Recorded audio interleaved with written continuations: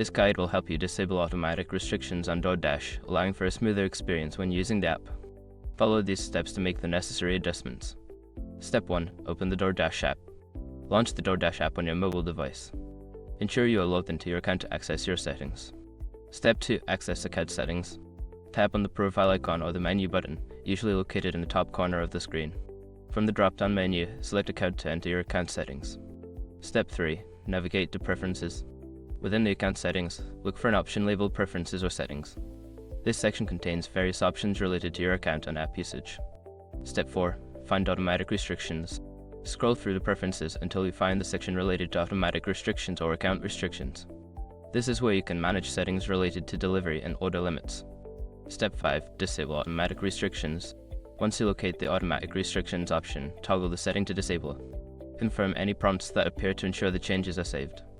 After completing these steps, you should have successfully disabled automatic restrictions on your DoorDash account. Enjoy a more flexible ordering experience.